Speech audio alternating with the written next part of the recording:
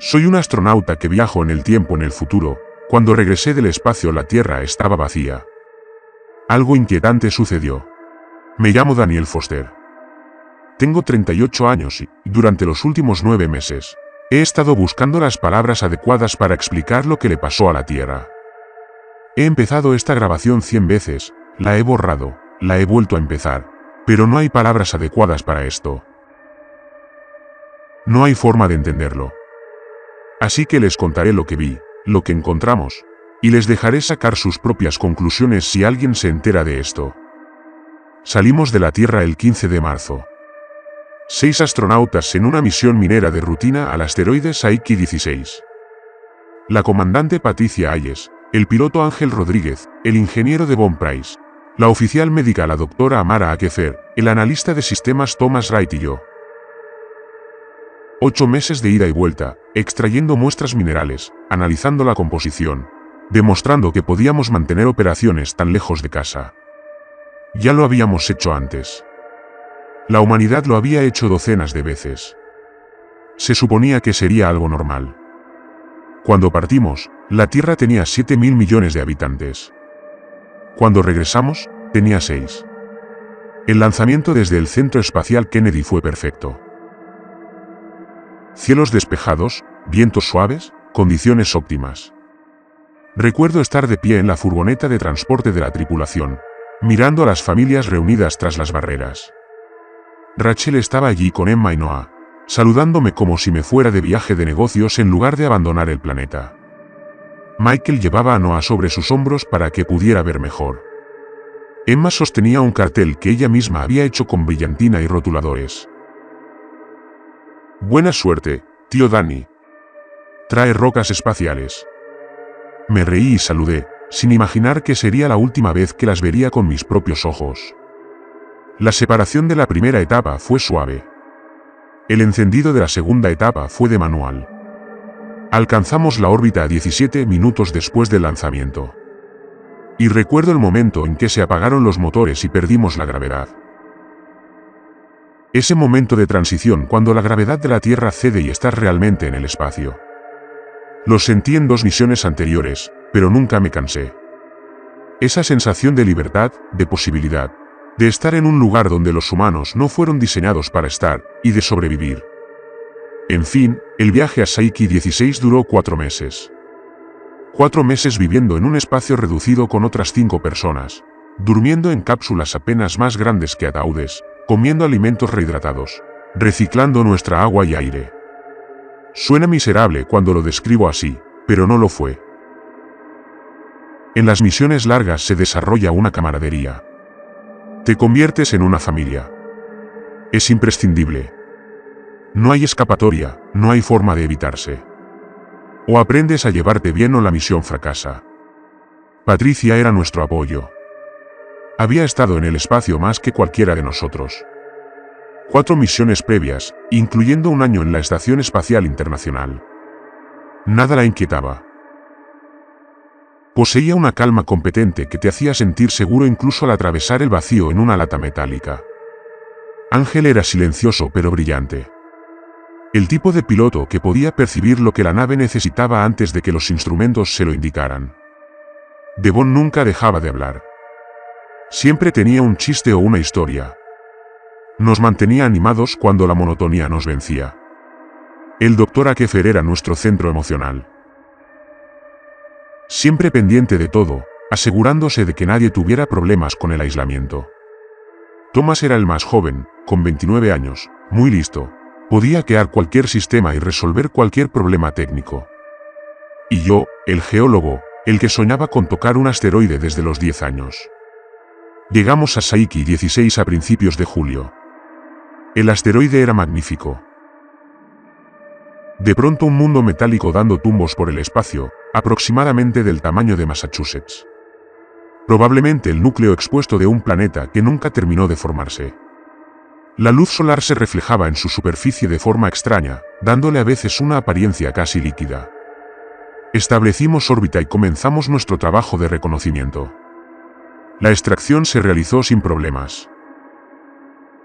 Perforamos muestras de núcleos, Analizamos la composición y confirmamos que se trataba principalmente de hierro y níquel, con trazas de oro y platino por valor de billones. Devon nos recordaba constantemente que estábamos orbitando una mina de oro voladora. El trabajo era técnico, tedioso y absolutamente fascinante. Pasaba horas analizando muestras al microscopio, documentando las estructuras cristalinas y discutiendo con Devon sobre teorías de formación.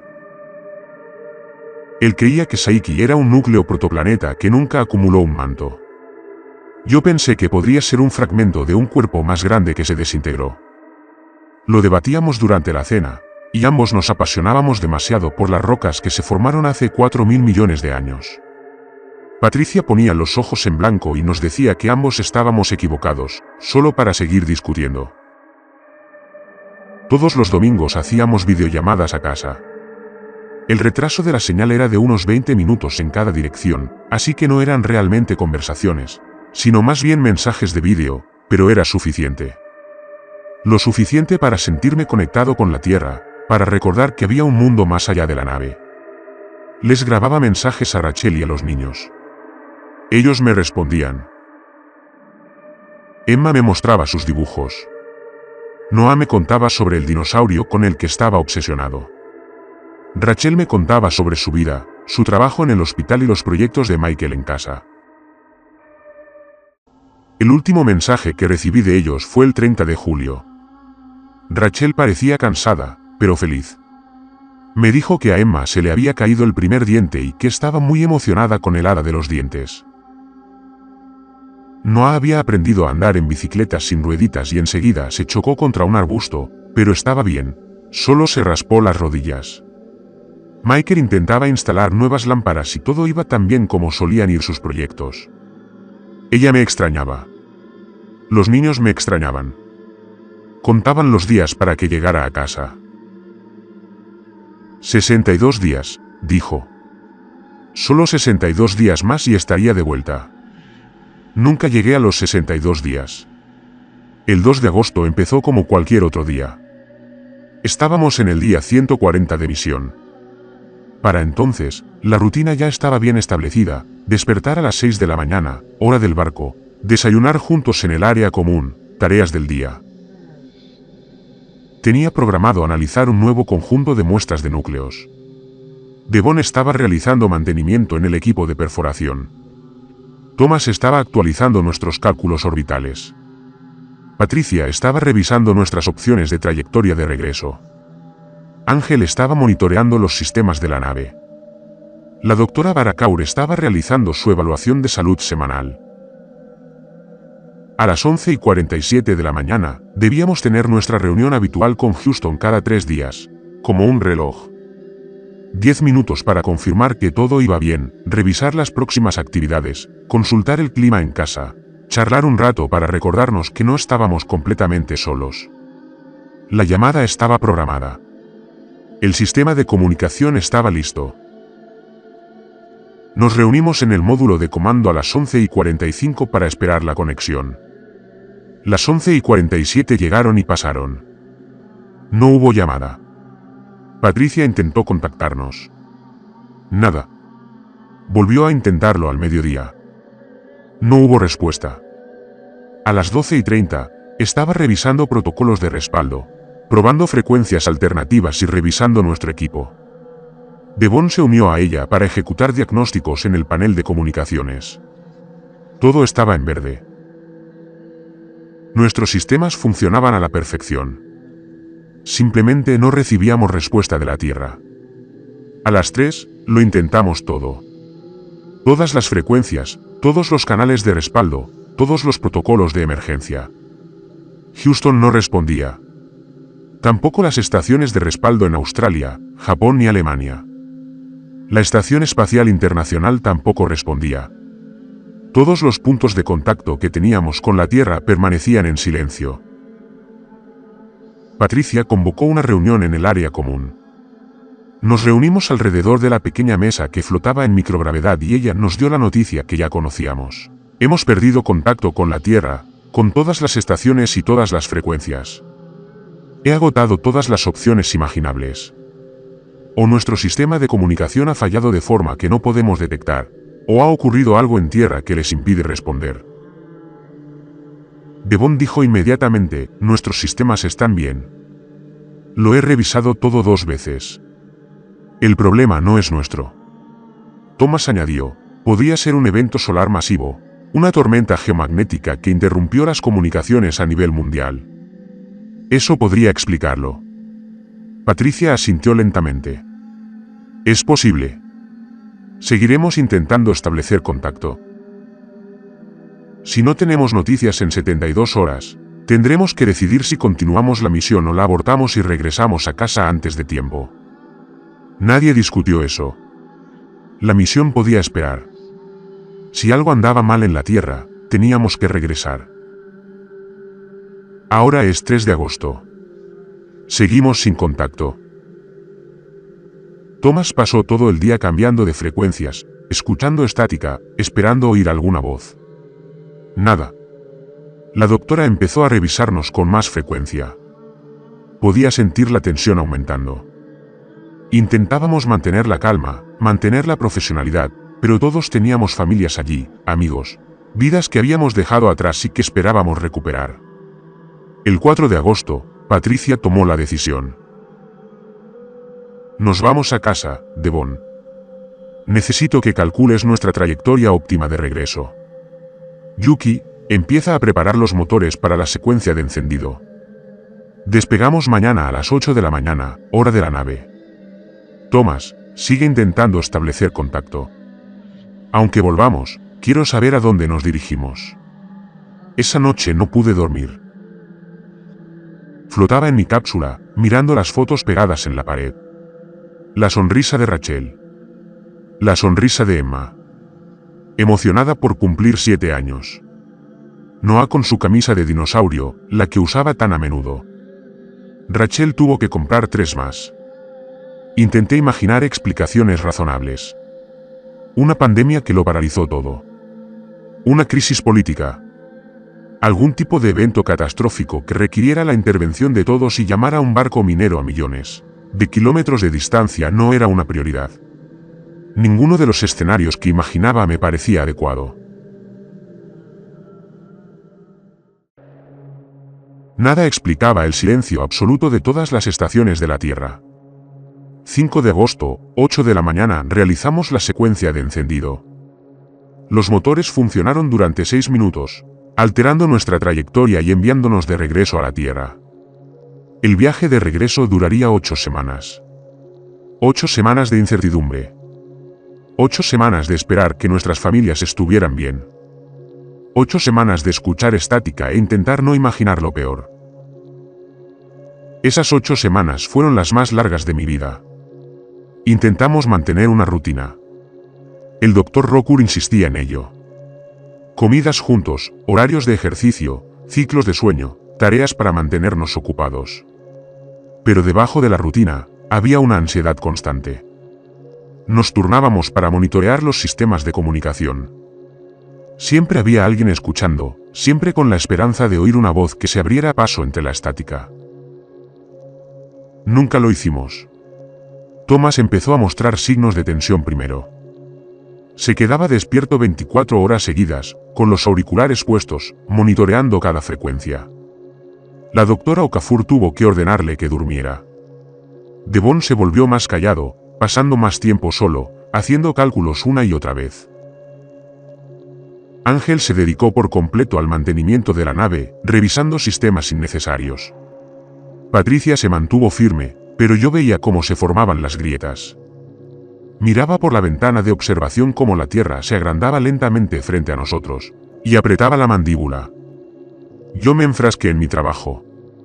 Escribí informes sobre las muestras que habíamos recolectado, análisis detallados que tal vez nadie leería jamás.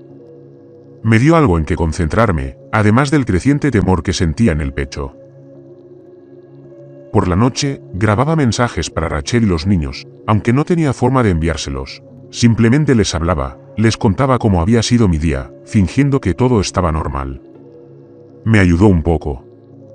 6 semanas después del viaje de regreso, empezamos a captar señales automáticas de la Tierra, transmisiones satelitales, estaciones meteorológicas, señales de GPS, Todos los sistemas automatizados que funcionan sin intervención humana. Debería haber sido tranquilizador. Significaba que la infraestructura de la Tierra seguía funcionando, pero también significaba que seguíamos sin tener noticias de personas reales, solo máquinas transmitiendo a nadie. 15 de septiembre, a 2 semanas de la Tierra. Podíamos verlo a simple vista por la ventana de observación. Una canica azul y blanca que se hacía más grande cada día. Hermosa, sin cambios, con el mismo aspecto que cuando nos fuimos. Thomas captó más señales automatizadas, telemetría de la red eléctrica, sistemas de gestión de tráfico, redes bancarias, todo funcionando con normalidad, pero seguía sin haber voces. Seguía sin haber respuesta a nuestras constantes llamadas. El 20 de septiembre, una semana después, Patricia nos reunió para una sesión informativa. Nos prepararemos para la posibilidad de que ocurra algo catastrófico. Los trajes ambientales serán el protocolo estándar hasta que sepamos a qué nos enfrentamos. Aterrizaremos en Edwards. Tiene las instalaciones que necesitamos y es lo suficientemente remoto como para que, si hay algún tipo de contaminación, tengamos opciones. Todos deben estar mentalmente preparados para lo que podamos encontrar. Todos asentimos. Llevamos semanas preparándonos, pero no puedes prepararte realmente para el fin del mundo. No puedes imaginarlo hasta que lo ves. 28 de septiembre, 6:23 de la mañana entramos en la órbita terrestre. Apreté la cara contra la ventana de observación, estudiando el planeta. El amanecer cruzaba el Atlántico. Europa y África comenzaban a amanecer. Todo parecía normal, costas, patrones de nubes, sin incendios masivos, sin evidencia de guerra nuclear, sin señales de catástrofe visibles desde la órbita. Thomas revisó las imágenes nocturnas que había estado grabando. Las luces están encendidas, dijo, con algo extraño en su voz. Las ciudades están iluminadas con normalidad. Las redes eléctricas funcionan. Patricia se movió para mirar su pantalla. Guardó silencio un largo rato. Yuki, prepárate para la aproximación al aterrizaje. Base aérea Edwards, descenso manual, protocolo de emergencia completo. Las manos de Ángel ya estaban moviéndose por los controles. Confirmado. Secuencia de aproximación inicial. El descenso duró 45 minutos. 45 minutos observando cómo la Tierra se agrandaba. Observando cómo la costa oeste de Norteamérica se abría paso a la vista. Observando cómo los detalles pasaban de lo abstracto a lo específico. El desierto de Mojave, las montañas, la base aérea Edwards extendiéndose sobre el lecho seco del lago. Y nada se movía, ni tráfico aéreo, ni vehículos, ni señales de la actividad que debería haber sido visible en una importante base de la Fuerza Aérea. Ángel nos hizo aterrizar a la perfección. Con aterrizaje manual, sin control en tierra, solo su habilidad y entrenamiento. Las ruedas tocaron la pista a las 2:23 de la tarde, hora del Pacífico, el miércoles, 29 de septiembre. El motor redujo la velocidad, la nave se asentó y nos sentamos en silencio, mirando la base aérea Edward a través de las ventanas, enormes pistas que se extendían a lo lejos, hangares con las puertas abiertas, edificios con luces encendidas, y ni una sola persona visible, ni un solo vehículo en movimiento. La voz de Patricia era firme. Trajes ambientales, protocolo completo. Nadie abre la escotilla hasta que todos estén sellados y verificados. Nos pusimos los trajes en silencio. 20 minutos revisando sellos, probando suministros de aire, verificando sistemas de comunicación. Lo había hecho cientos de veces en el entrenamiento. Esta vez, me temblaban las manos. Nos alineamos en la escotilla. Patricia primero, luego Devon, luego yo, luego la doctora, luego Thomas, luego Yuki. La mano de Patricia estaba en el mecanismo de liberación. Nos miró. Lo que sea que encontremos ahí fuera, lo afrontaremos juntos. Todos mantenemos contacto visual. Nadie sale solo. ¿Entendido?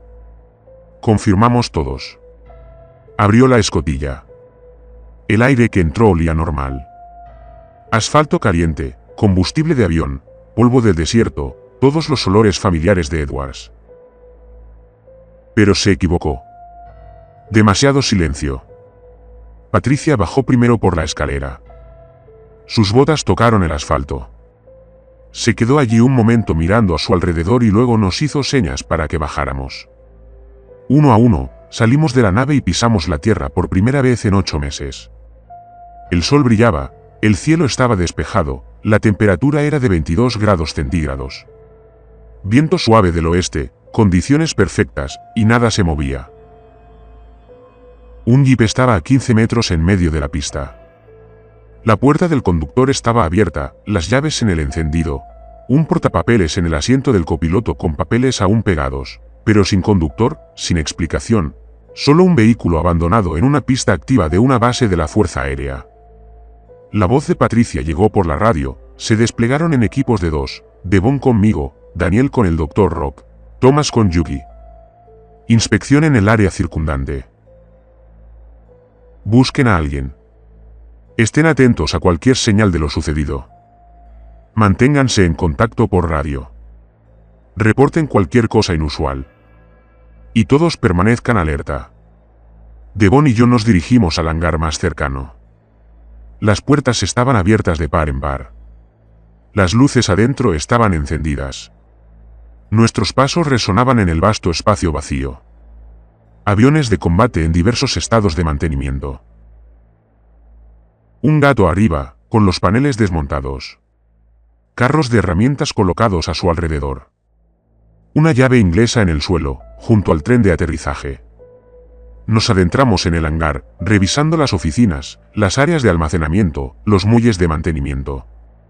Todo parecía normal, normal a mitad de turno, como si todos se hubieran retirado un momento. En la oficina, las pantallas de las computadoras seguían encendidas, con programas de diagnóstico en ejecución.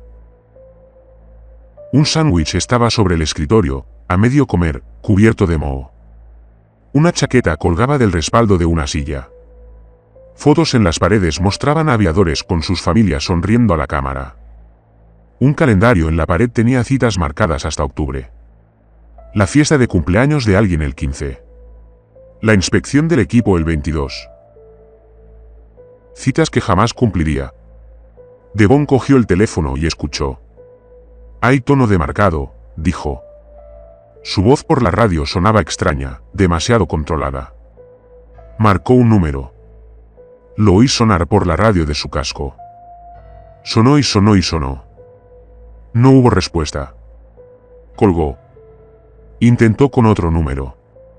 El mismo resultado. El sistema telefónico funcionaba. Nadie contestaba. Revisamos la sala de espera. Taquillas abiertas. Trajes de vuelo colgados. Cascos en los estantes. Una revista en un banco abierta por la página 37. Una botella de agua medio vacía sobre una mesa.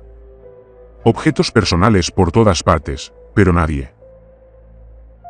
Pasamos una hora registrando ese hangar y solo encontramos evidencia de ausencia. Había gente aquí y luego desapareció. Nos encontramos de nuevo en la nave. Todos tenían informes similares. Ángel y Thomas habían revisado la línea de vuelo. Los aviones estaban estacionados en filas ordenadas. Todo estaba bien asegurado. Pero las oficinas estaban vacías. Patricia y la doctora Roquefort había revisado la torre de control, que seguía transmitiendo actualizaciones meteorológicas automáticas. Las computadoras seguían funcionando, pero los controladores habían desaparecido. Formamos un círculo, 6 astronautas con trajes ambientales, y nadie quería decir lo que pensábamos. Finalmente, Patricia tomó la decisión. Quitarse los trajes. Si hay algo en el aire, ya estamos expuestos. La ventilación de la nave absorbió aire del exterior durante el aterrizaje. Si nos va a afectar, ya es demasiado tarde. Necesitamos movilidad y conservar el aire del traje. Extendió la mano y rompió el sello de su casco. Se lo quitó y respiró aire de la tierra. No pasó nada. No se desplomó, ni empezó a ahogarse, ni mostró signos de angustia. Uno a uno, nos quitamos los cascos. El aire olía igual que a través de los filtros, caliente, seco, normal. Pero el silencio era abrumador sin la protección del casco. Ni voces, ni motores, ni ruidos de actividad, solo el viento y el lejano crujido del metal en el calor. Nos quitamos los trajes, los guardamos en la nave y nos reagrupamos. Patricia sacó un mapa físico de la base. Necesitamos hacer una búsqueda exhaustiva. Revisar cada edificio. Buscar a alguien. Buscar cualquier señal de lo que pasó. Nos dividimos en equipos. Mantenemos contacto por radio. Y regresamos antes del atardecer. ¿Preguntas? Thomas levantó la mano ligeramente. ¿Qué buscamos realmente? Patricia dobló el mapa. Respuestas. Cualquier tipo de respuesta. Cada vez. Señales de forcejeo. ¿Evidencia de evacuación? ¿Algo que explique a dónde fue todo el mundo?, preguntó Devon. Y si no encontramos nada, Patricia tenía la mandíbula apretada. Mañana ampliaremos la búsqueda. Pasamos el resto de la tarde revisando la base aérea Edward sistemáticamente. En el cuartel había camas deshechas, pertenencias personales esparcidas, las botas de alguien junto a un baúl, un libro boca abajo en una mesita de noche, fotos familiares en las literas. En una habitación, la ducha seguía abierta. Al parecer, llevaba meses abierta, y el agua se acababa. Devon la cerró, y el silencio repentino fue peor que el sonido. El economato tenía comida en los refrigeradores y congeladores. Parte de ella aún estaba fresca gracias a que la electricidad seguía funcionando. Parte de la comida se echó a perder, fruta fresca pudriéndose en los contenedores, leche caducada y congelada. Pero la comida congelada estaba bien. Los productos secos estaban bien, suficientes para alimentar a cientos de personas durante meses, pero ninguna a la que alimentar. En el edificio administrativo, encontramos oficinas con computadoras conectadas, correos electrónicos en las bandejas de entrada, documentos abiertos en las pantallas, una impresora atascada que nadie había arreglado, un acordeón de papel desplegado en el suelo, archivadores abiertos, tazas de café sobre escritorios con residuos secos en el fondo. Era como atravesar un momento congelado en el tiempo. Todos acababan de irse, dejaron lo que estaban haciendo y se fueron. Encontramos un calendario de pared en una de las oficinas. Alguien había estado marcando los días con X rojas, tachando cada día al pasar. La última X era el 1 de septiembre. Hace 3 meses. Thomas le tomó una foto con su teléfono. Pase lo que pase, pasó el 1 de septiembre, dijo en voz baja. Patricia preguntó, ¿cuál es la última entrada en los libros de registro? Revisamos todos los registros que pudimos encontrar, cada lista de turnos, cada hoja de registro. Las últimas entradas fueron todas del 1 de septiembre. La mayoría de las entradas de la mañana, cambio de turno a las 6 de la mañana. Preparación de vuelo a las 7:30 de la mañana, programa de mantenimiento a las 8 de la mañana. Y luego nada. Estábamos en el centro de mando de la base cuando Thomas encontró el sistema de seguridad. Pasó 20 minutos accediendo a él, sacando las imágenes de archivo. Puedo remontarme meses atrás, dijo. El sistema ha estado grabando automáticamente todo este tiempo. Patricia acercó una silla. Muéstrame el 1 de septiembre. Empieza a medianoche y avanza rápido. Nos reunimos alrededor de las pantallas viendo imágenes de seguridad granuladas a toda velocidad. Desde la medianoche hasta la madrugada. Actividad mínima. Algunos miembros del personal del turno de noche recorriendo los pasillos, revisando el equipo. Operaciones normales en la base. 5 de la madrugada. Más actividad. Llegando el turno de día. Gente moviéndose con determinación. Todo rutinario. 6 de la mañana. Cambio de turno. Más personal. La base cobra vida. 7 de la mañana. Más actividad. La cafetería se llena. Ahora hay salida de los trabajos. Sigue normal. 8 de la mañana, actividad máxima. La base a pleno rendimiento. Luego, 8:17 de la mañana. Todos se detienen. Thomas redujo la velocidad a tiempo real. Vimos a un mecánico en un hangar trabajando en un motor con una llave inglesa en la mano. Exactamente a las 8:17 de la mañana, deja de moverse, se queda paralizado. La llave inglesa permanece en su mano. Se queda allí completamente inmóvil durante 43 segundos.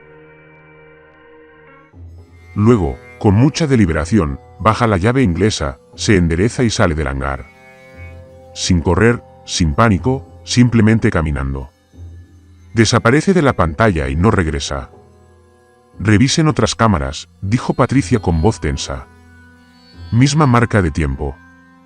Thomas abrió varias transmisiones. Cuarteles, torre de control, pista de vuelo, oficinas administrativas. Todas las cámaras mostraban lo mismo. 8:17 de la mañana. La gente deja de hacer lo que estaba haciendo. Se queda quieta por unos segundos o minutos. Luego se van. Algunos caminan despacio, otros rápido, pero todos se van. A las 9 de la mañana. La base estaba notablemente más vacía. A las 10 de la mañana, está casi desierta. A las 11:30 de la mañana, todas las cámaras muestran pasillos vacíos, habitaciones vacías, espacios vacíos. Después, nada. Del 1 al 29 de septiembre, las imágenes mostraron luces automáticas encendiéndose y apagándose, puertas moviéndose con el viento, pájaros volando ocasionalmente, pero ninguna persona, ni una sola. Observamos la grabación en silencio. La doctora Okafor fue el primero en hablar. No tenían miedo. Míralos. Sin pánico, sin correr. Simplemente se detuvieron y se fueron. Devon se acercó a la pantalla. ¿Qué podía llevar a la gente a hacer eso? Todos a la vez. Thomas ya estaba escribiendo. Estoy revisando otras cámaras. Otras ubicaciones en la base. Reprodujo una señal tras otra. En la puerta de seguridad lo mismo. Aparcamiento, lo mismo. Centro médico, lo mismo. 8:17 de la mañana. Todos se detienen. Todos se van. Patricia se levantó. Necesitamos más información. Thomas, ¿puedes acceder a las cámaras de tráfico? Sistemas de la ciudad. ¿Hay algo fuera de la base? Thomas asintió, ya trabajando. Dame una hora. Puedo obtener información de Lancaster, Pandal, Los Ángeles, si los sistemas siguen funcionando. Patricia miró su reloj. Son las 4:30. Nos quedan quizás 2 horas de luz. Todos de vuelta a la nave. Nos reagrupamos. Comemos. Revisamos lo que sabemos. Mañana ampliamos la búsqueda. Mientras caminaba de vuelta a la nave, no dejaba de mirar la base vacía, intentando imaginar qué podría haber pasado. Algún tipo de gas, pero no había cadáveres. Enfermedad. Pero la gente no se marcha sin más cuando está enferma. Evacuación masiva. ¿Pero a dónde fueron? ¿Y por qué dejaron todo atrás?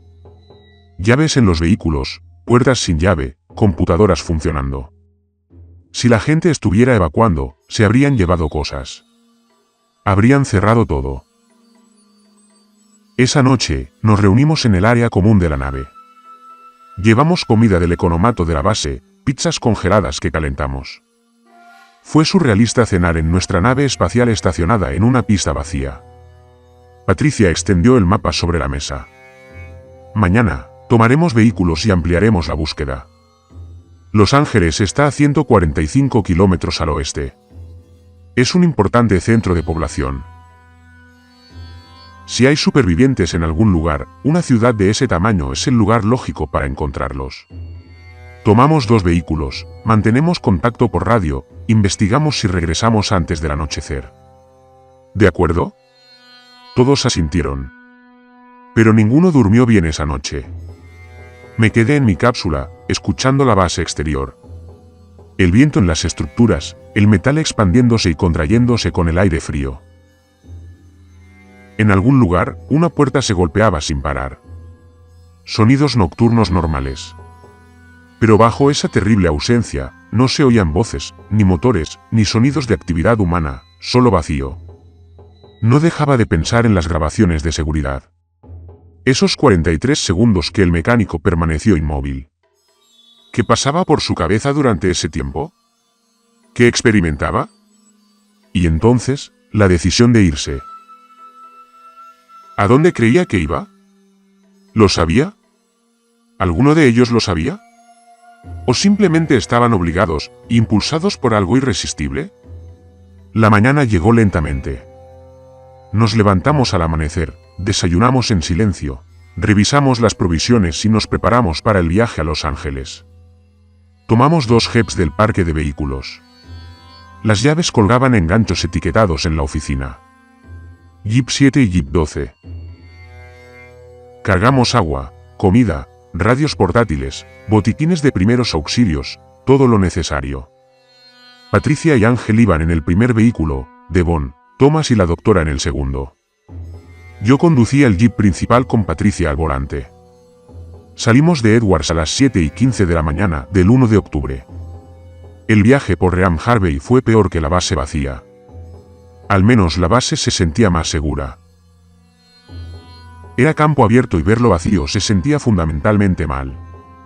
La autopista debería haber tenido tráfico, pasajeros madrugadores, camioneros de larga distancia, alguien. En cambio, solo había autos abandonados. Algunos se detuvieron cuidadosamente en el arcén, como si los conductores hubieran tenido la consideración de apartarse. Otros se detuvieron en medio de los carriles, con las puertas abiertas.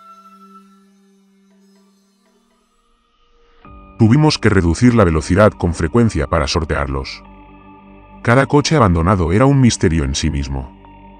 Un sedán se detuvo en el carril rápido, con la puerta del conductor abierta y las llaves aún en el encendido.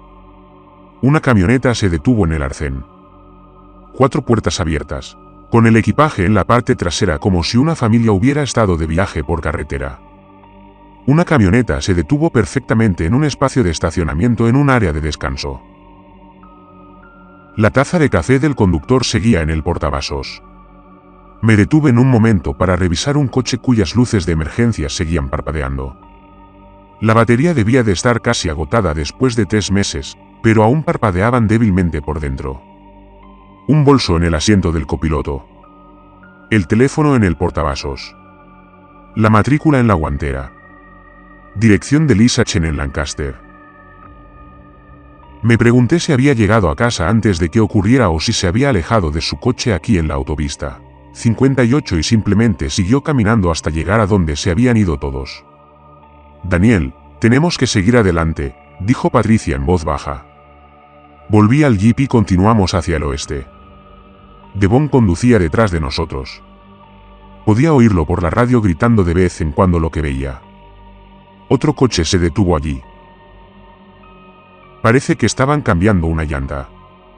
Un área de descanso más adelante. Un estacionamiento lleno de vehículos. No había nadie alrededor. Hay un camión volcado en ambos carriles. Tendremos que dar la vuelta. Lo peor fueron los animales, o la falta de ellos. Devon había estado justo en la base. No había pájaros en el cielo. No había lagartijas en las rocas. No había animales atropellados en la carretera. Nada. El desierto debería haber estado lleno de vida. Coyotes, conejos, serpientes, lagartijas, aves, insectos. En cambio, estaba muerto. No exactamente muerto. Las plantas seguían allí, árboles de Josué, arbustos de grosella negra y toda la vegetación. Pero nada se movía. Ni hormigas arrastrándose, ni pájaros volando, ni rastro alguno de vida animal. No se trata solo de personas, dijo la doctora por la radio. Pase lo que pase, también se llevó a los animales. Thomas respondió, eso no tiene sentido.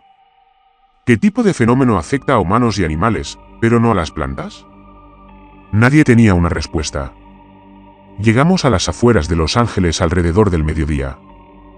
La transición del desierto a la ciudad fue impactante. De repente, había edificios, casas, centros comerciales, toda la infraestructura de la civilización humana, y todo vacío. Tomamos la 14 hacia el sur, hacia la ciudad.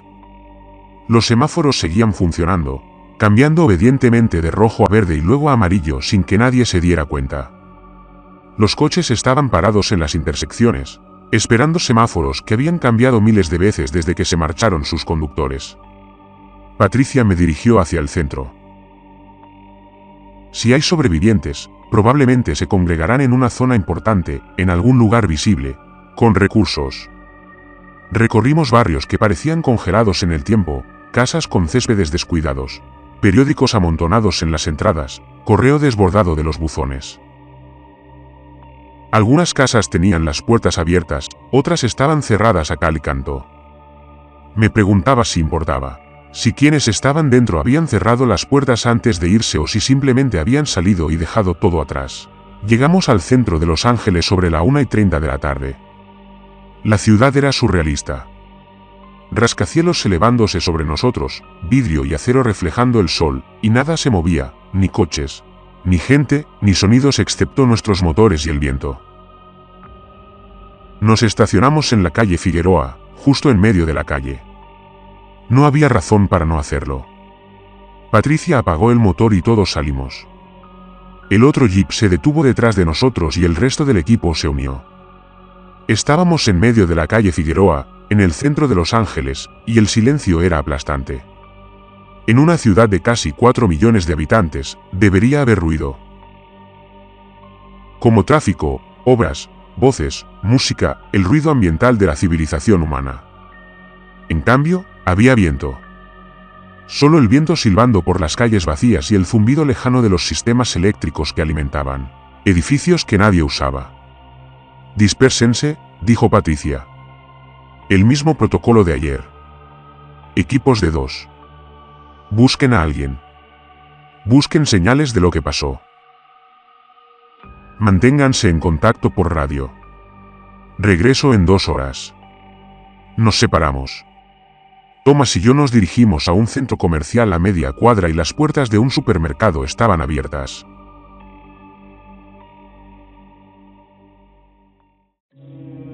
Entramos y el olor nos impactó de inmediato. A productos podridos, a carne en mal estado. Los refrigeradores seguían funcionando, zumbando. Pero 3 meses eran demasiados. La sección de frutas y verduras era un desastre. Las frutas y verduras se licuaban en sus contenedores. El olor era insoportable. Pero las demás secciones de la tienda parecían casi normales. Productos secos en los estantes, comida enlatada, pasta envasada, cereales, todo intacto. Un carrito de la compra estaba abandonado en el pasillo 3. Nos acercamos al medio lleno. Leche, pan, cereales, yogur, plátanos, un paquete de pollo. Alguien había estado comprando lo que parecían artículos para el desayuno y el almuerzo. Nunca terminaron, ni siquiera pagaron. El carrito permaneció allí 3 meses. Los perecederos se pudrían, los no perecederos esperaban. Thomas encontró un celular en una banca afuera de la tienda. La batería estaba muerta. Sacó un cargador portátil de su mochila y lo enchufó. Esperamos. El teléfono se encendió mostrando un 15% de batería. Apareció la pantalla de bloqueo. 1 de septiembre, 8:16 de la mañana, Thomas intentó acceder, pero estaba protegido con contraseña. Activó la función de llamada de emergencia y revisó las llamadas recientes. La última llamada fue a mamá a las 7:47 de la mañana del 1 de septiembre. Llamada de 30 minutos, y luego nada. Revisamos los mensajes de texto sin desbloquear el teléfono, mirando la vista previa de notificaciones. El último mensaje estaba a medio escribir. Hola mamá, voy a la tienda. ¿Necesitas algo? El cursor seguía parpadeando después del signo de interrogación, esperando palabras que nunca llegaron. La hora marcaba las 8:16 de la mañana, del 1 de septiembre, un minuto antes de que ocurriera lo que fuera. Por la radio, la voz de Devon sonó entrecortada. Tienes que ver esto. A 2 cuadras al sur de tu ubicación, un gran edificio de oficinas. Nos dirigimos al sur y encontramos a Devon y Ángel en el vestíbulo de una torre de cristal de 40 pisos. El vestíbulo estaba impecable. Suelos de mármol, escaleras mecánicas aún en funcionamiento. Un directorio de edificios junto al ascensor con docenas de empresas. Una aseguradora en los pisos 12 y 15. Despachos de abogados en los 20 y 25. Empresa tecnológica en las calles 30 y 35. Todos los asuntos cotidianos de la ciudad. Imágenes de seguridad, dijo Devon, señalando una habitación detrás de la recepción. Todo sigue grabando. Nos apiñamos en la pequeña oficina de seguridad. Múltiples pantallas mostraban diferentes pisos, diferentes ángulos. Devon retrocedió hasta el 1 de septiembre. La misma historia que Edwards. Una mañana normal. Gente llegando al trabajo. Ascensores subiendo y bajando. Café preparándose en las salas de descanso. Reuniones comenzando en las salas de conferencias. Entonces, 8 y 17 de la mañana, hora local. Todos se detienen. Las imágenes mostraban a los oficinistas en sus escritorios paralizados, inmóviles. Luego, uno por uno, se levantaron y salieron de sus oficinas. Subieron a los ascensores y salieron por la puerta principal. A las 9:30 de la mañana, el edificio estaba vacío. La voz de Patricia se escuchó por la radio. Encontramos lo mismo en el ayuntamiento. Las imágenes de seguridad muestran el mismo patrón. A las 8:17 de la mañana, todos se detienen y se van. Necesitamos subir más alto. Obtener una vista de toda la ciudad. Nos reagrupamos y elegimos este edificio, de 40 pisos. Patricia quería ver Los Ángeles desde arriba. Encontramos las escaleras y empezamos a subir. Nadie sugirió el ascensor. Sentíamos que era demasiada confianza depositarla en sistemas automatizados en un edificio vacío. La subida fue brutal. Al llegar al 10º piso, todos respirábamos con dificultad. Los 8 meses en baja gravedad nos habían debilitado más de lo que creíamos. Tuvimos que parar cada pocos pisos para descansar. Para el piso 20, me temblaban las piernas. Para el piso 30, pensé que me iba a desmayar, pero seguimos adelante. Finalmente, llegamos al piso. El último piso era una oficina de diseño abierto. Cubículos que se extendían en filas ordenadas. Ventanas por todos lados ofrecían vistas panorámicas de Los Ángeles. Recorrimos el espacio lentamente, con las computadoras encendidas, iniciadas las sesiones y los archivos abiertos. Alguien había estado trabajando en una hoja de cálculo, con los números a medio escribir.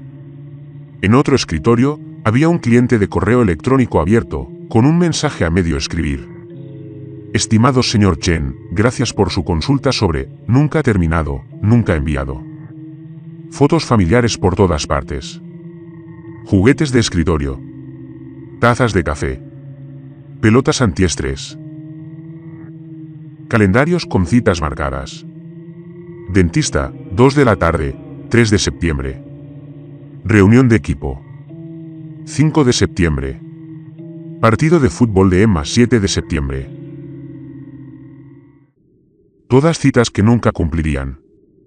Encontramos una sala de conferencias con un proyector aún en funcionamiento.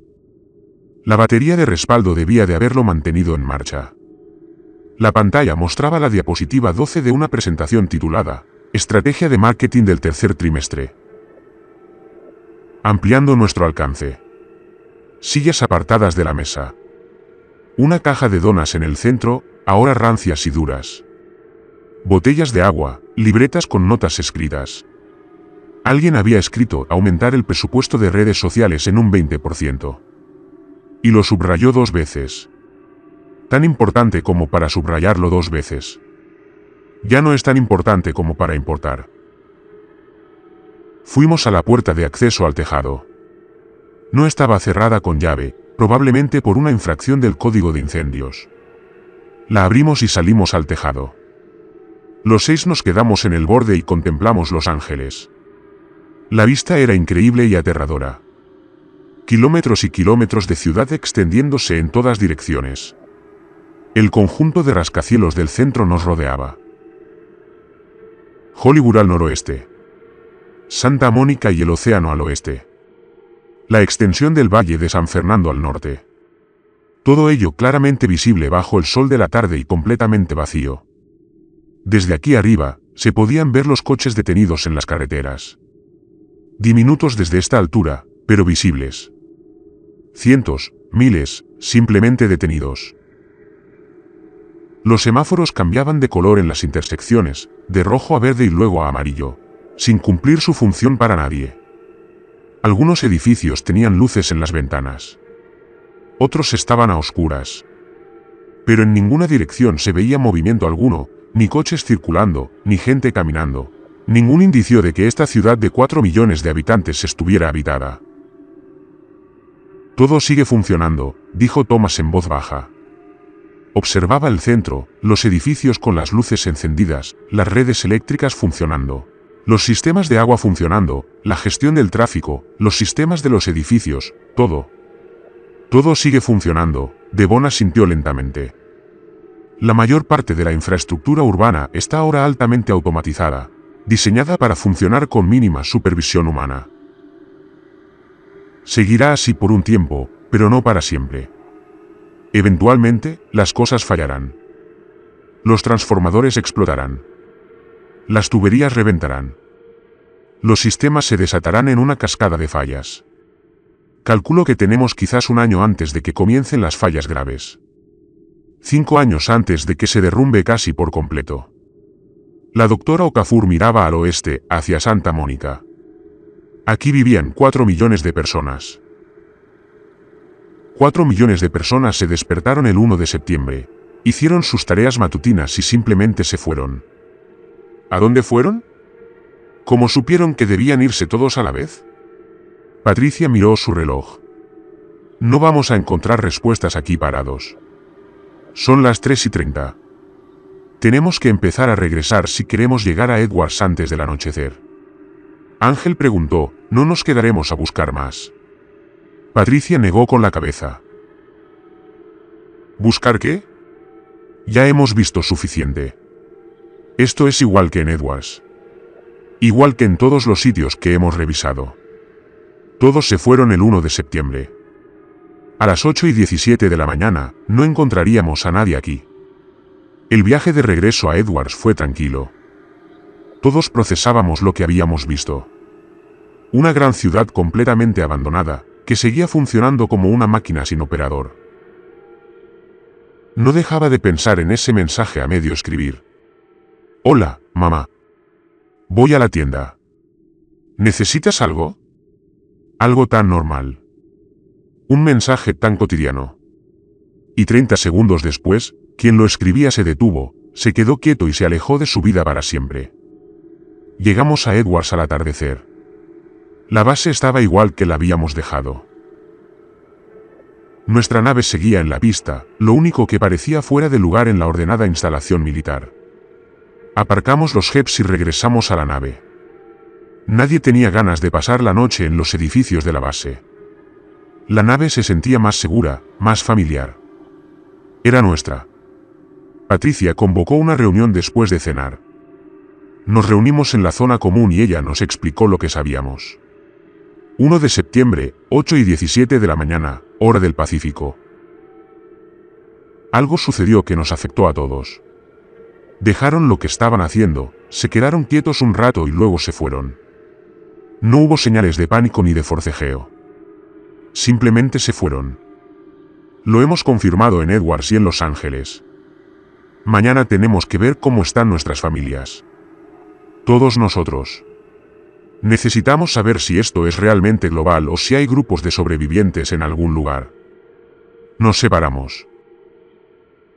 Revisamos nuestras ubicaciones y nos reagrupamos aquí en 3 días. ¿Objeciones?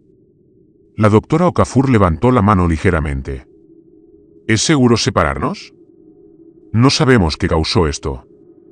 ¿Y si sigue activo? Patricia consideró que llevamos 2 días en la Tierra. Si fuera por el medio ambiente, ya estaríamos afectados. Sea lo que sea, ocurrió hace 3 meses. Creo que el peligro ya pasó. Pero todos se mantienen en contacto por radio. Se comunican cada 6 horas como mínimo. Si alguien no se comunica, los demás nos reunimos en su última ubicación conocida. De acuerdo. Todos asintieron. Esa noche, me quedé en mi cápsula pensando en el mañana. Iría a Pasadena, a casa de Rachel. Vería si mi hermana y su familia habían sufrido lo mismo que los demás. Una parte de mí quería descubrir que se habían ido. Quería confirmar que, fuera lo que fuera, los había afectado a todos por igual, que Rachel, Emma, Noah y Michael no habían sufrido nada peor. Otra parte de mí anhelaba encontrarlos allí, vivos, esperando, capaces de explicar lo sucedido. Pero sabía que esa segunda esperanza era inútil. Si hubieran estado allí, si alguien hubiera estado allí, habrían intentado contactarnos. El silencio lo decía todo. Amaneció demasiado temprano, el 2 de octubre. Nos reunimos fuera del barco al amanecer. Patricia nos había asignado destinos y horarios. Ella iba a tomar un avión de Edwards a Houston, al centro de control de la misión. Necesitaba verlo con sus propios ojos. Necesitaba entender qué había sucedido en la NASA. Ángel volaba a San Francisco para ver cómo estaba su familia. La doctora Okafor iba a tomar un avión a Chicago para ir a buscar a su hermano. Devon iba a tomar uno de los jets a Austin para ir a buscar a sus padres. Thomas volaba a Seattle por su novia y yo iba en el otro jeep a Pasadena por Rachel. Nos despedimos en voz baja. 3 días, nos recordó Patricia. De vuelta aquí el 5 de octubre al mediodía. Todos se reportan cada 6 horas. No corran riesgos innecesarios. Si encuentran algo inusual, cualquier cosa, avísenlo inmediatamente. Nos dispersamos a nuestros vehículos. Me subí al Jeep 7, encendí el motor y me dirigí al oeste hacia Pasadena. El viaje duró unas 2 horas. Tomé calles de superficie por Lancaster y Pandal, y luego tomé la 14 Sur. Los coches abandonados eran más fáciles de transitar ahora que tenía práctica. Me volví bueno detectando huecos y encontrando caminos entre el tráfico detenido. La autopista estaba peor que la carretera de ayer. Más autos, más evidencia de vidas interrumpidas. Una minivan con juguetes de niños visibles en la parte trasera. Un auto deportivo con la capota bajada, un camión de mudanzas medio lleno de muebles, todo abandonado. Llegué a Pasadena alrededor de las 10 de la mañana. El barrio de Rachel estaba en las colinas. Calles tranquilas con casas bonitas, clase media alta, buenas escuelas, seguridad, todo lo que ella y Michael habían deseado para Emma y Noah. Conduje despacio por las calles, observando las casas. El césped estaba descuidado, pero aún no completamente salvaje. Periódicos amarilleando con el sol en las entradas. 2, 3 y 4 de septiembre, amontonándose, el correo desbordando los buzones. La casa de Rachel era una casa de estilo artesano en la avenida Moringo, color crema con molduras marrones, con un columpio en el porche que Michael había instalado cuando se mudaron. Un pequeño jardín delantero con un arce japonés. Había estado allí el año pasado para Acción de Gracias, la mañana de Navidad, el cumpleaños de Emma en junio y una docena de cenas dominicales. Conocía esta casa. Conocía el sonido de la puerta mosquitera, el crujido de las tablas del suelo del pasillo, la luz del sol entrando por la ventana de la cocina por la tarde. Aparqué en la entrada y me quedé allí sentado 5 minutos, recuperándome del todo. Luego salí y caminé hacia la puerta principal. No estaba cerrada con llave. Claro que no. ¿Por qué la habrían cerrado con llave? No sabían que no iban a volver. La abrí y entré. Rachel, grité. Mi voz resonó por la casa vacía. Rachel, soy Daniel. ¿Estás aquí? Emma, Noah. Nada. Solo mi voz rebotando desde habitaciones vacías. La sala parecía habitada.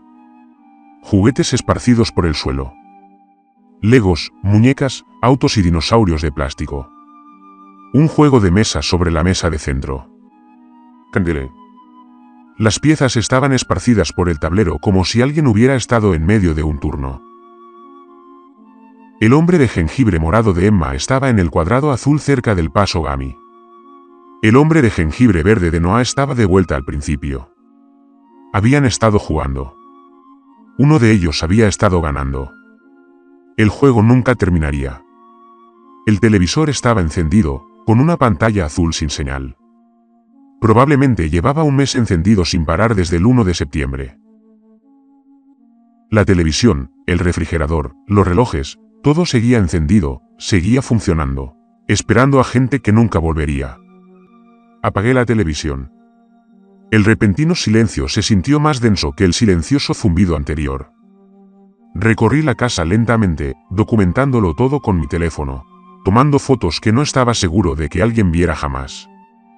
En la cocina había platos en el fregadero, no muchos. Un tazón con restos de cereal seco, una taza de café, un plato pequeño con migas de pan tostado. Alguien había desayunado, probablemente Rachel. Siempre era la primera en levantarse. El periódico estaba sobre la mesa, 1 de septiembre. El titular trataba sobre algo político, alguna controversia que ya no me importaba. El crucigrama estaba a medio terminar. Rachel hacía el crucigrama todas las mañanas con su café. Abrí el refrigerador. El olor me impactó al instante. Leche en mal estado, verduras podridas. La luz seguía encendida, pero 3 meses era demasiado. Lo cerré rápidamente. Abrí el congelador. Comida congelada, todavía congelada, nuggets de pollo con forma de dinosaurio, helado, paletas, todas las comidas que les encantan a los niños, las favoritas de Noah. Cerré el congelador y me quedé allí, en la cocina de Rachel, en la casa donde había compartido tantas comidas, sintiendo el peso de todo aquello sobre mí. Arriba, la habitación de Emma estaba exactamente como la dejaría una niña de 7 años, la cama deshecha, peluches amontonados sobre la almohada, dibujos pegados en las paredes, caballos, unicornios y arcoíris. Un dibujo mostraba a toda nuestra familia, monigotes tomados de la mano, con etiquetas encima, mamá, papá, Emma, Noah, tío Danny. Estábamos todos allí, todos conectados, todos sonriendo. Ese dibujo me haría llorar si lo miraba mucho tiempo. Su mochila estaba junto a la puerta, lista y preparada. La abrí. Cuadernos nuevos con páginas en blanco. Un estuche con lápices recién afilados. Una goma de borrar rosa con forma de gato. Una carpeta con la etiqueta 3er grado. El 1 de septiembre debería haber sido su primer día de clases. Estaba tan emocionada. Escogió su atuendo para el primer día una semana antes. Estaba sobre su silla, una camisa morada con un unicornio. Vaqueros nuevos, con la etiqueta aún puesta. Las zapatillas que se iluminaban al caminar, todavía en su caja, esperando a una niña que nunca las usaría. Cogí uno de sus peluches. Un conejito desgastado que tenía desde bebé. Todavía olía a ella. Ese indefinible olor infantil a jabón, hierba y algo dulce. Lo sostuve y sentí que algo se rompía en mi pecho. Emma tenía 7 años. Le encantaban los caballos, dibujar y los macarrones con queso. Quería ser astronauta como su tío. Se le había caído el primer diente y estaba tan orgullosa. Y entonces, una mañana, dejó de existir, no murió, simplemente se detuvo. Se alejó de su vida, de sus juguetes, de sus dibujos y de su primer día de tercero, y desapareció en la nada. La habitación de Noah era justo lo que se esperaría de una niña de 5 años. Un caos total. Juguetes por todas partes. Dinosaurios, principalmente. Dinosaurios de plástico. Dinosaurios de peluche. Libros de dinosaurios. Pósteres de dinosaurios. Sábanas de dinosaurios en la cama. Estaba obsesionado. Podía nombrar todas las especies. Podía decir en qué época vivió cada una. Podía hacer todos los sonidos de los dinosaurios. Su peluche favorito estaba en la cama, un T-Rex verde y maltratado al que había llamado Chompy. No podía dormir sin Chompy. Lo recogí y seguía oliendo a Noah. La habitación de Rachel y Michael estaba al final del pasillo. Me quedé un buen rato en la puerta antes de poder entrar. La cama estaba deshecha, las sábanas enredadas como recién levantadas. El lado de Rachel, el lado de Michael, ambos claramente definidos. El libro de Rachel en su mesita de noche. Un marcapáginas de novela romántica, leído a 3/4. Nunca sabría cómo terminaba. El libro de Michael en su mesita de noche. Un thriller sobre submarinos. Página doblada para marcar su lugar. Él tampoco lo sabría. La ropa estaba tendida en la silla junto a la ventana. La bata de Rachel. Tenía cita para trabajar ese día. Probablemente planeaba ducharse, cambiarse e ir al hospital. Su teléfono estaba en la mesita de noche. Sin batería. Lo conecté al cargador y esperé a que se encendiera. Cuando lo hizo, vi docenas de notificaciones, llamadas perdidas del hospital, mensajes de sus compañeros preguntándole dónde estaba, mensajes de amigos preocupados. Todo del 1 de septiembre y los días posteriores. Luego se detuvieron cuando todos se dieron cuenta de que nadie contestaba. Revisé sus últimos mensajes. Uno a Michael a las 8:03 de la mañana. No olvides dejarle el almuerzo a Emma en la escuela si se le olvida otra vez. Uno a una amiga a las 8:10 de la mañana, martes de café. Uno a mí a las 8:15 de la mañana, espero que estés bien por ahí. Los niños te extrañan. Todos te extrañamos. Nos vemos en octubre. Nunca recibí ese mensaje. Para entonces ya habíamos perdido la comunicación, pero lo envió 2 minutos antes de que pasara lo que fuera, 2 minutos antes de que dejara de ser Rachel y se convirtiera en otra cosa. Me senté en su cama e intenté procesarlo. Mi hermana se había ido. Su esposo se había ido. Sus hijos se habían ido. No estaban muertos. No vi cadáveres. No vi señales de violencia, forcejeo ni sufrimiento. Simplemente se fueron. Salieron de su casa un martes por la mañana y no regresaron. ¿A dónde fueron? ¿Que los había llamado? ¿Sabían lo que estaba pasando? ¿Tenían miedo o todo había sido pacífico? No lo sabía. Nunca lo sabría. Tomé el dinosaurio de Noah, Chompy. Y tomé la foto familiar del tocador de Rachel. Los 4 en la playa el verano pasado. Rachel riéndose de algo. Michael con Noah sobre sus hombros. Emma construyendo un castillo de arena. Felices juntos. Guardé la foto en mi bolsillo, sostuve a Chompy bajo el brazo y salí de esa casa por última vez. Me quedé sentado en el jeep en la entrada durante 20 minutos, respirando, intentando aceptar lo que había encontrado, intentando comprender que Rachel se había ido. Que nunca más volvería a cenar el domingo en esta casa. Que nunca más volvería a ver a Emma y no a abrir los regalos en Navidad. Nunca más discutiría con Michael sobre fútbol. Nunca más escucharía a Rachel decirme que trabajaba demasiado y que necesitaba encontrar a alguien. Todo eso se había ido. No había terminado, simplemente se había ido. Era como si nunca hubiera existido, salvo en mi memoria. Me comuniqué por radio al mediodía. Daniel se reportó. Pasadena. No se encontraron supervivientes. La evidencia sugiere que la familia siguió el mismo patrón que todos los demás. Salida el 1 de septiembre. Recuperé la voz de Patricia. Confirmado. Daniel. Estoy en el control de la misión. La misma historia. 1 de septiembre. Todos se fueron. La última entrada del registro fue a las 8:15 de la mañana, regreso a Edwards. Uno por uno, los demás se registraron durante la siguiente hora. Ángel en San Francisco, Devon en Austin, Thomas en Seattle, la doctora Okafor en Chicago. La misma historia. Todos se fueron. 1 de septiembre, 8:17 de la mañana, ajustado a las zonas horarias locales. Regresé a Edwards en un día, sin prestar atención a los autos abandonados ni a las calles vacías. Mi mente estaba llena de recuerdos.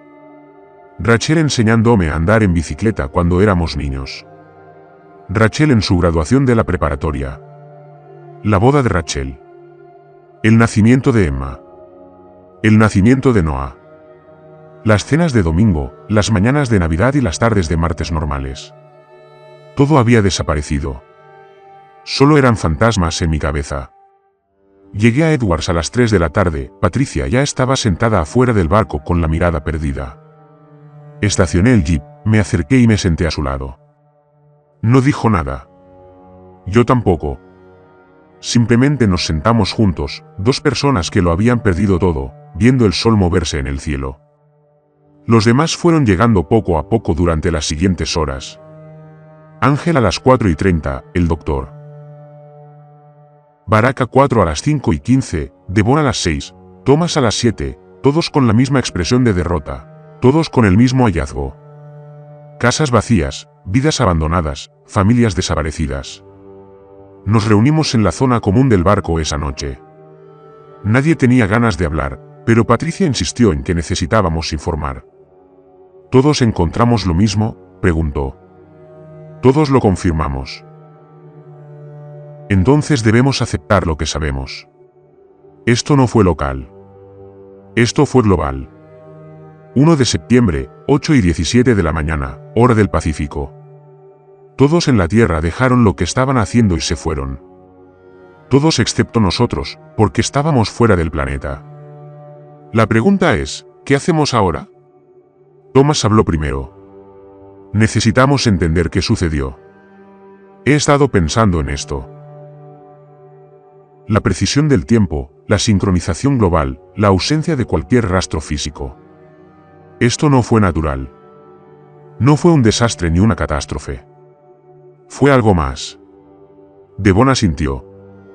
Algo que pudo afectar a 7.000 millones de personas simultáneamente, pero que nos dejó intactos porque estábamos más allá de la atmósfera terrestre. ¿Qué nos dice eso?, preguntó la doctora en voz baja. Nos dice que el fenómeno se limitó a la Tierra, o quizás a su campo magnético, o algo relacionado con estar en el planeta en lugar de estar en el espacio. Patricia se inclinó hacia adelante. Necesitamos más información.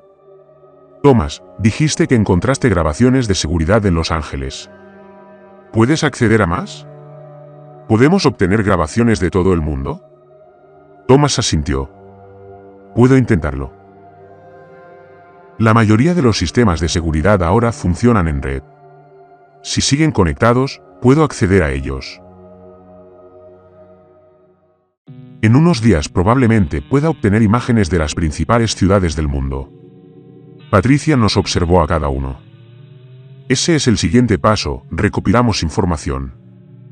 Intentamos comprender qué sucedió y luego decidimos qué hacer con esa información. Durante las 2 semanas siguientes, Thomas trabajó incansablemente. Instaló una estación de trabajo en el centro de mando de Edwards, rodeada de pantallas que mostraban imágenes de seguridad de todo el mundo. Había pirateado los sistemas de la ciudad, los sistemas de los edificios, las cámaras de tráfico y cualquier sistema que aún estuviera en línea, y tenía grabaciones archivadas. Los demás ayudábamos cuando podíamos, pero sobre todo intentábamos mantenernos ocupados. Devon continuó inspeccionando la infraestructura, aprendiendo los sistemas, asegurándose de que tuviéramos electricidad y agua en el futuro previsible. La doctora monitoreó nuestra salud mental, nos mantuvo al día, se aseguró de que comiéramos y durmiéramos. Ángel y Patricia hicieron inventario de suministros, planificaron la logística y se prepararon para lo que viniera después. Intenté comprender los factores geológicos y astronómicos, buscando cualquier correlación entre la posición de la Tierra o la actividad solar y el evento. No encontré nada. El 15 de octubre, Thomas nos convocó a todos. Llevaba 30 horas seguidas despierto y tenía un aspecto fatal, pero sus ojos brillaban con una expresión triunfal.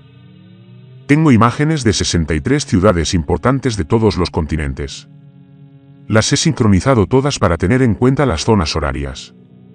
Miren. Abrió una pantalla compuesta. 63 pantallas, cada una mostrando una ciudad diferente.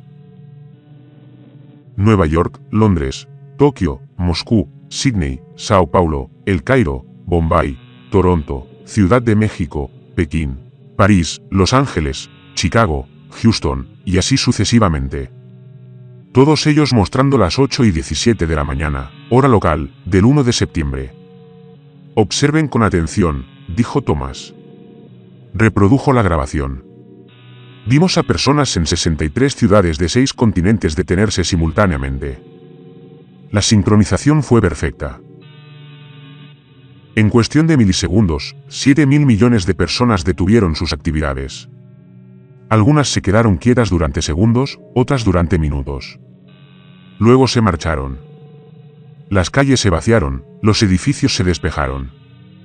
En cuestión de horas, todas las ciudades de la Tierra quedaron desiertas. Thomas dejó la grabación en pantalla hasta el mediodía del 1 de septiembre. Todas las pantallas mostraban calles vacías, edificios vacíos, ciudades vacías. Era preciso, dijo Thomas. No aproximado, no con una precisión de unos pocos segundos. ¿Exacto? Algo afectó a todos los seres humanos de la Tierra exactamente al mismo tiempo. Y me refiero a todos. He revisado imágenes de lugares remotos. Estaciones de investigación en la Antártida, aldeas en la Amazonía, pastores nómadas en Mongolia, plataformas petrolíferas en medio del océano. En todas partes. A todos. Todos al mismo tiempo. ¿Y los animales?, preguntó Devon. Thomas sacó otras imágenes. Mira esto. Un zoológico en Seattle. 8:17 de la mañana. La gente se detiene y se va. Pero 30 segundos después, los animales también. Un cuidador del zoológico estaba alimentando a los elefantes. Se detuvo, se quedó quieto y se alejó. Los elefantes terminaron la comida. Luego también se fueron. Salieron de su recinto, atravesaron el zoológico y se alejaron de la cámara.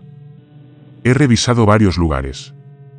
Los animales se fueron aproximadamente 30 segundos después que los humanos. Quizás porque estaban más lejos de la fuente. Quizás porque el efecto tardó más en alcanzarlos. No lo sé. Pero también se fueron.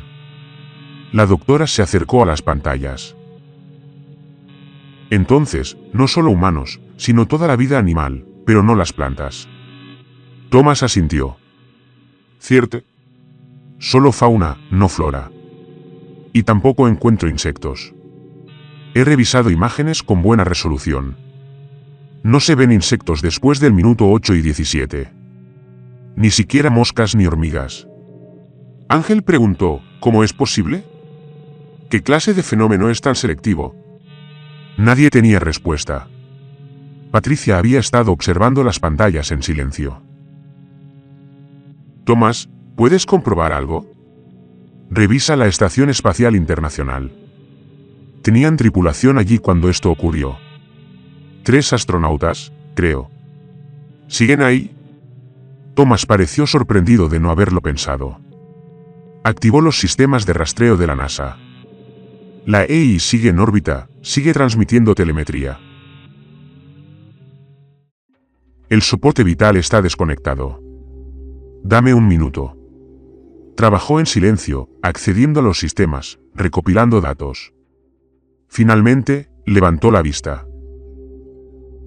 La tripulación fue evacuada el 5 de septiembre. Salida de emergencia en la cápsula Sawyer. Debieron de intentar regresar a casa tras un fallo de comunicación. La cápsula aterrizó en Kazajistán a tiempo. Tengo las coordenadas del aterrizaje. Patricia preguntó, ¿puedes acceder a las imágenes del lugar de aterrizaje? Thomas trabajó durante otros 10 minutos. Bueno, esto es de una estación meteorológica a unos 8 km del lugar de aterrizaje. 5 de septiembre, 2 hora local. Mira.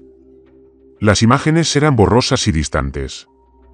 Vimos una pequeña cápsula descender con paracaídas y aterrizar en un campo vacío. La cápsula permaneció allí 20 minutos. Entonces, apenas visibles a esa distancia, emergieron 3 figuras.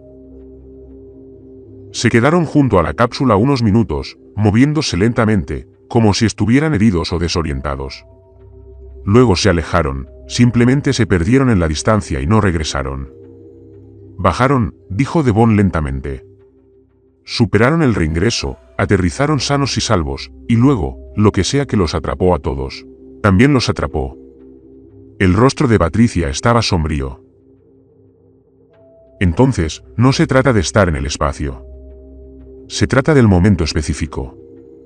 Estábamos lo suficientemente lejos el 1 de septiembre como para no vernos afectados. Pero una vez que aterrizaron, una vez que regresaron a la Tierra, fueron vulnerables, añadió Thomas, lo que sugiere que el fenómeno seguía activo el 5 de septiembre. Quizás siga activo ahora. Quizás la única razón por la que estamos bien es porque no estábamos aquí cuando empezó. Ese pensamiento nos dejó a todos helados. El Dr. Rockefeller expresó lo que todos pensábamos. Así que, si hubiéramos regresado un día antes, si hubiéramos estado en órbita el 1 de septiembre, también nos habría afectado. Patricia asintió. Eso parece. Sea lo que sea, es específico de la Tierra. Y sigue aquí, sigue activo, sigue transmitiendo. Miró a Thomas. Dijiste que encontraste algo más. Algo sobre señales. Thomas abrió una nueva pantalla. Formas de onda de audio, análisis de frecuencia, mapeo de señales. Desde el 1 de septiembre, ha habido una transmisión continua desde múltiples puntos de la Tierra. Lo capté por primera vez durante nuestro viaje de regreso, pero ahora lo entiendo mucho mejor. No es exactamente radio. Es algo más. Una especie de señal electromagnética que no coincide con ningún protocolo de transmisión conocido. No puedo decodificarla. He probado todos los códigos, todos los idiomas, todas las interpretaciones posibles, pero ahí está. Transmitiendo desde los principales centros de población, Nueva York, Londres, Pekín, Sao Paulo, El Cairo, justo donde había mayor densidad de población. Nos reprodujo la señal. Al principio sonaba como estática, pero en el fondo había un ritmo. Regular, repetitivo, casi como un latido.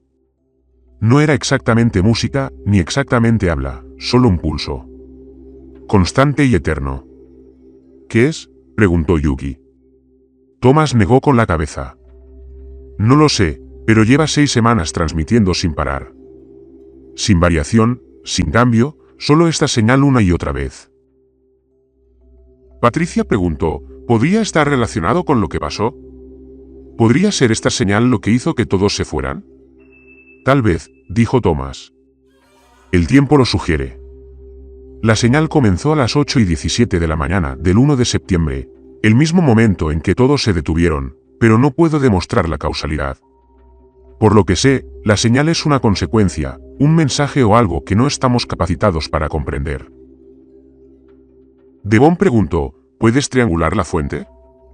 Averigua exactamente de dónde viene. Thomas lo había intentado. Puedo reducir la señal a manzanas de la ciudad en la mayoría de los lugares, pero no a edificios específicos. La señal parece provenir de todas partes y de ninguna a la vez. Difusa, como si toda la ciudad estuviera transmitiendo. Nos sentamos allí, escuchando la señal, ese pulso rítmico, ese latido de un mundo vacío. Era tan hipnótico que me incomodaba. La doctora notó que me movía.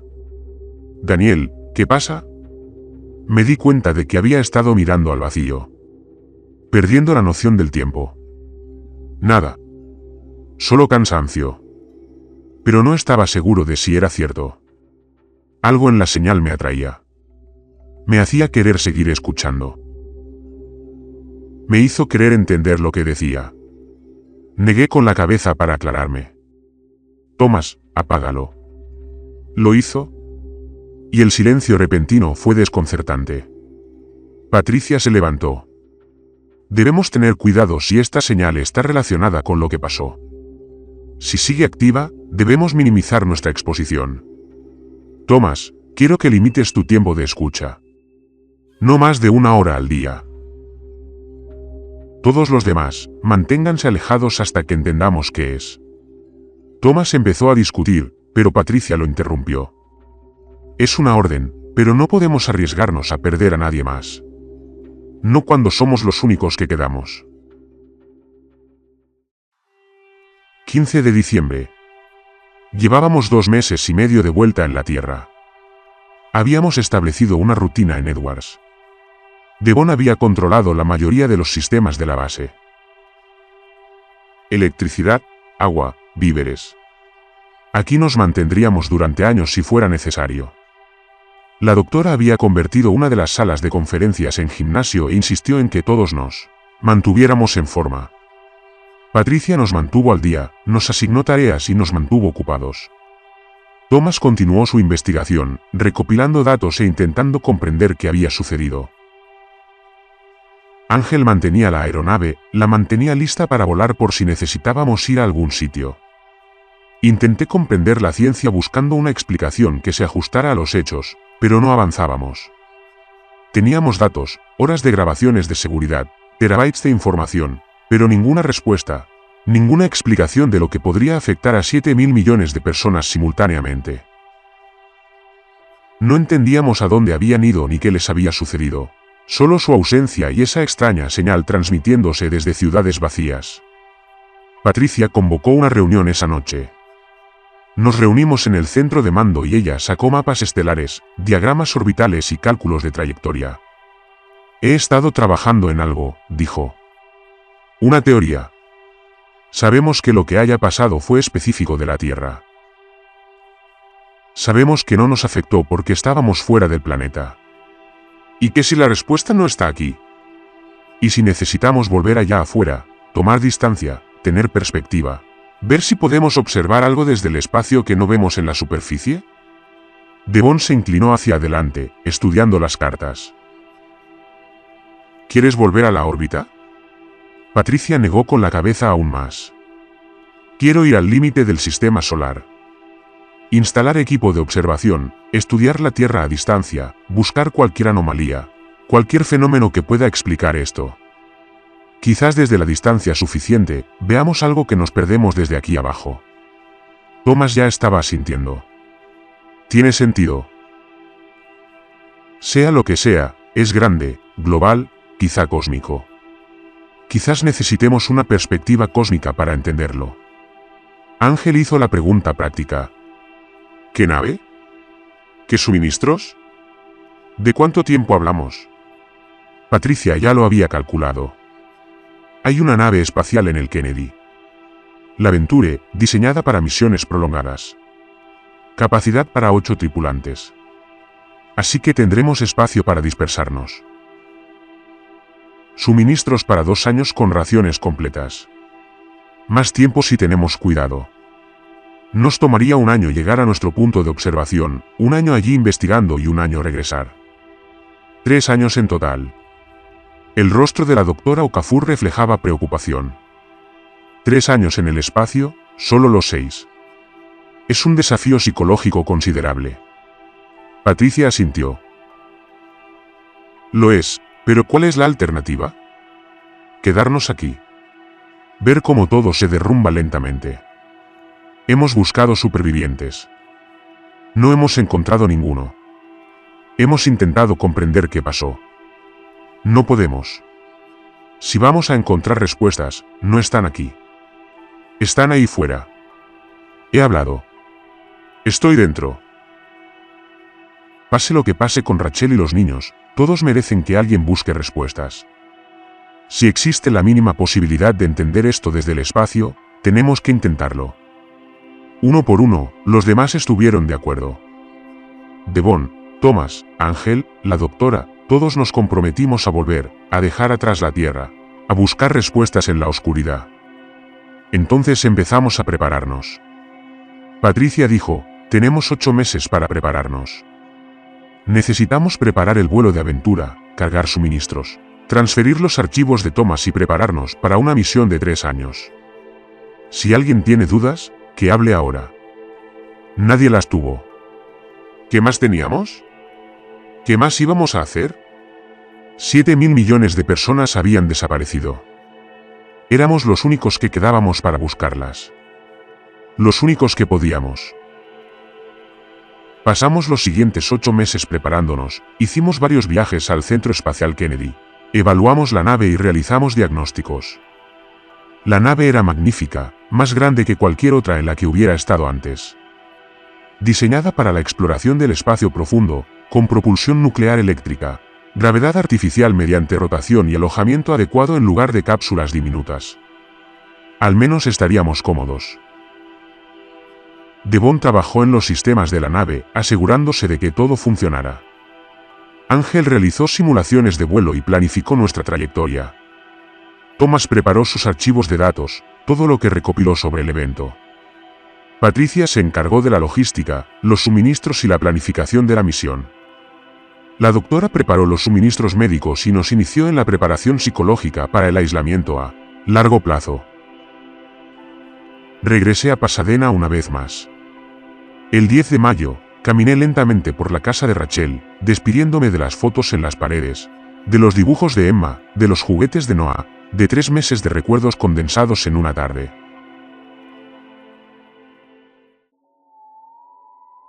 Dejé a Chompy en la cama de Noah, volví a poner la foto familiar en la cómoda de Rachel, me despedí de mi hermana y su familia, y de la vida que nunca recuperaría. Luego, salí y me marché en coche, sin mirar atrás. 14 de agosto, día del lanzamiento. Estábamos en el Centro Espacial Kennedy, los 6, mirando el Venture. Se alzaba sobre nosotros, blanco, plateado y listo. Detrás de nosotros, el edificio de ensamblaje de vehículos estaba vacío. El centro de control de lanzamiento ya estaba automatizado. Haríamos todas las comprobaciones nosotros mismos. Sin personal de tierra, sin controladores de misión, sin nadie que nos deseara suerte ni nos dijera que tuviéramos cuidado. Solo 6 personas preparándose para abandonar la Tierra. Quizás por última vez. Última oportunidad para cambiar de opinión. Patricia dijo que nos estaba dando una salida. Una última oportunidad para echarnos atrás. Nadie la aprovechó. De acuerdo, entonces. Vamos a averiguar qué les pasó a todos. Embarcamos a las 3 de la tarde. Subimos a la torre de acceso, entramos en la nave, sellamos la escotilla tras nosotros. Realizamos las comprobaciones previas al vuelo sistemáticamente, todos los sistemas en verde, todos los de respaldo operativos. Ángel se acomodó en el asiento del piloto. Patricia ocupó la posición de comandante a su lado. Los demás nos abrochamos los cinturones en los asientos de aceleración detrás de ellos. A las 6 de la tarde, mientras el sol comenzaba a ponerse sobre el Atlántico, los motores se encendieron. El barco se sacudió. Las fuerzas G nos presionaron contra nuestros asientos. Ascendimos a través de la atmósfera, a través de las nubes, hacia el cielo que se oscurecía. Observé por la ventana cómo la Tierra se alejaba. La costa de Florida. El océano captando la última luz del día. La curva del planeta haciéndose visible. La delgada línea azul de la atmósfera. La última vez que vi la Tierra desde el espacio, había 7.000 millones de personas allí abajo. Ahora no había ninguna. Solo ciudades vacías y esa señal transmitiéndose al vacío. Los estábamos dejando atrás. A todos. Rachel, Emma, Noah y Michael, los colegas de Patricia en la NASA, los padres de Yuki, la familia de Devon, la novia de Thomas, el hermano de la doctora Akefer, 7.000 millones de personas que habíamos conocido, amado y perdido. Pero íbamos a descubrir qué les había pasado. Íbamos a entender o moriríamos en el intento porque alguien tenía que hacerlo. Alguien tenía que seguir buscando. Alguien tuvo que negarse a aceptar que la humanidad había terminado una mañana de septiembre sin motivo alguno. Alcanzamos la órbita una hora después. Ángel ejecutó los encendidos de trayectoria a la perfección. Nos alejábamos de la Tierra hacia el sistema solar exterior, hacia cualquier respuesta que pudiera existir en la oscuridad. Esa primera noche, floté en mis aposentos y miré la foto de Rachel. Al fin y al cabo, la traje. No podía dejarla atrás. Los 4 en la playa, felices, vivos. Pensé en ese mensaje a medio escribir. Hola, mamá. Voy a la tienda. ¿Necesitas algo? 2 minutos después, se había ido. Simplemente se había ido. Y yo estaba aquí, todavía viva, todavía buscando, todavía esperando que en algún lugar, de alguna manera, hubiera una explicación que tuviera sentido. La señal de la Tierra nos siguió durante 9 días. La captamos en nuestro panel de comunicaciones. Ese pulso rítmico, ese latido. Thomas la monitoreó obsesivamente, a pesar de las órdenes de Patricia de limitar la exposición. Al 10º día, se desvaneció. La distancia finalmente había roto la conexión. El último hilo con la Tierra se silenció. Después de eso, solo quedamos nosotros. 6 personas en una nave navegando hacia la oscuridad, persiguiendo fantasmas. Estoy grabando esto ahora, 2 de junio. Llevamos 9 meses de viaje. Pasamos Marte, el cinturón de asteroides, entrando en el sistema solar exterior. La Tierra es un pequeño punto azul detrás de nosotros, apenas visible incluso con telescopios. Patricia dice que llegaremos a nuestra posición de observación en 3 meses. Desde allí, estudiaremos la Tierra desde una distancia desde la que ningún ser humano la ha observado jamás. Buscaremos anomalías, señales de lo ocurrido, cualquier pista que pueda explicar a dónde fueron 7.000 millones de personas. Pero no estoy segura de que encontremos nada. Creo que lo que ocurrió está más allá de nuestra capacidad de comprensión. Creo que 7.000 millones de personas oyeron algo que nosotros no oímos, vieron algo que nosotros no vimos. Fueron a un lugar que no podemos seguir. Y creo que pasaremos el resto de nuestras vidas buscando una respuesta que no existe en ninguna forma que podamos reconocer. Pero buscamos de todos modos porque ¿qué otra cosa podemos hacer? Porque merecen ser buscados. Porque la alternativa es aceptar que el mundo se acabó y no estuvimos allí para verlo. Rachel se ha ido. Emma y Noé se han ido. 7.000 millones de personas se han ido. Y seguimos aquí, vivos, con sus fotos, sus recuerdos y el peso de ser los sobrevivientes. Seguiremos adentrándonos en la oscuridad. Sigamos esperando que la distancia nos traiga claridad. Sigamos creyendo que en las matemáticas de la mecánica orbital y los patrones de la radiación electromagnética, hay una explicación. Tiene que ser así, porque la alternativa es demasiado terrible para aceptarla. Que simplemente se han ido. Que no hay razón, que estamos solos. 6 voces en el vacío, aún llamando, aún esperando una respuesta. Aún buscando el mundo que perdimos. Las luces siguen encendidas en la Tierra. La energía sigue fluyendo. Los sistemas siguen funcionando. Pero no hay nadie en casa. Nadie ha vuelto a casa en 9 meses. Y quizá nadie vuelva a casa jamás. Pero seguimos buscando. Siempre buscaremos hasta que los encontremos o hasta que no podamos buscar más. Esa es nuestra promesa. A Rachel, Emma y Noah. A todos ellos. A los 7.000 millones de personas que desaparecieron una mañana de septiembre. No dejaremos de buscar. No nos rendiremos. No aceptaremos que simplemente se hayan ido. En algún lugar, tiene que haber una respuesta. En algún lugar de la oscuridad, tiene que haber una razón. Y la encontraremos o moriremos en el intento, porque somos todo lo que queda. 6 personas que sobrevivieron al fin del mundo al no estar allí cuando terminó. 6 personas que llevan el recuerdo de todos los que vinieron antes. 6 personas que se niegan a permitir que el último acto de la humanidad sea desaparecer sin explicación. Estamos a 3 meses de nuestro punto de observación. A 3 meses de comenzar nuestro verdadero trabajo. A 3 meses de, quizás con suerte, comprender. La nave está en silencio a mi alrededor. Otras 5 personas duermen en sus aposentos. Otras 5 personas sueñan con las familias que perdieron. Otras 5 personas esperan respuestas que tal vez nunca encontremos. Pero seguimos aquí. Seguimos buscando. Seguimos esperando. Y mientras estemos vivos, mientras sigamos buscando, aún hay una oportunidad. Una oportunidad de comprender. Una oportunidad de encontrarlos. Una oportunidad de traerlos a casa. Aunque traerlos a casa sea imposible, aunque se hayan ido para siempre, aunque solo encontremos más preguntas, seguimos buscando. Y no nos detendremos. Nunca. Esa es mi promesa para ti, Rachel. Para ti, Emma y Noah, para todos. No te olvidaremos. No dejaremos de buscarte.